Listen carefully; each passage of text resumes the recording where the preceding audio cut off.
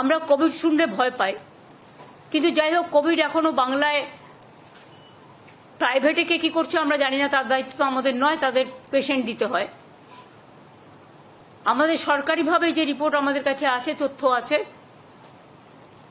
আমরা প্রত্যেককে ইম্পর্টেন্ট যারা জড়িত, পঞ্চায়েত থেকে শুরু করে, আরবান থেকে শুরু করে, মিউনিসিপ্যালিটি থেকে শুরু করে, ডিএমই থেকে শুরু করে, ডিএইচএস থেকে শুরু করে, বিশেষ করে এই ডিজিজের ব্যাপারে যোগীরাজ থেকে শুরু করে আমাদের health department, MSME department, police department, সকলে, চিফ সেক্রেটারি, হোম সেক্রেটারি, আমরা সকলকে নিয়ে কলকাতা কর্পোরেশন থেকে শুরু করে পঞ্চায়েত, রুরাল সব ডিপার্টমেন্টকে ডেকে মিটিং করে আমরা প্রস্তুতিটা সেরে রাখলাম।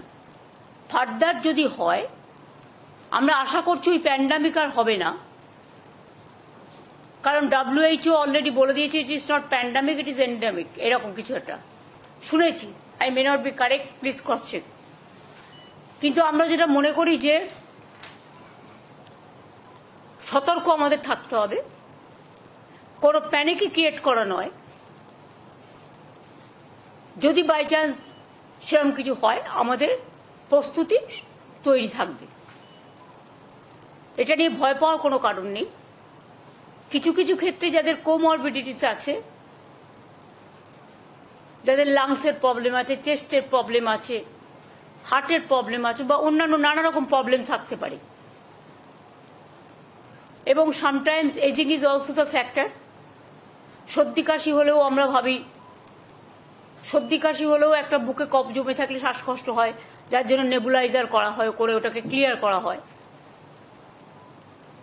তারা ডাক্তার দেখান, ট্রিটমেন্ট করুন। সরকার আপনাদের সাথে সবসময় ছিল, আছে, থাকবে।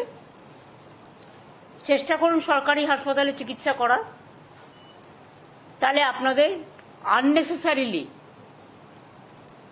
কোনো একটা অসুখের নামে বেশি টাকা খরচ হবে না। যার সত্যি প্রয়োজন তাকে যা যা দেওয়া দরকার সবকিছুই সরকারি হাসপাতালে আছে, এবং এখন অ্যান্টি কোভিডও ভ্যাকসিন বেরিয়ে গেছে, ভ্যাকসিন সবাই নিয়েছে। সুতরাং আমরা নিজেদের ইন্টারেস্টেই নিজেরা মিটিংটা করলাম, যাতে ফার্দার যদি কখনো সেরকম পরিস্থিতি হয় তখন আমরা যেন প্রস্তুতিটা রেখে দিতে পারি, যাতে কোনো অসুবিধে লোকের না হয়। কিন্তু এখনই আমরা এই ব্যাপারে কোনো সিদ্ধান্ত নিচ্ছি না, তার কারণ সেই সিচুয়েশন তৈরি এখনো হয়নি।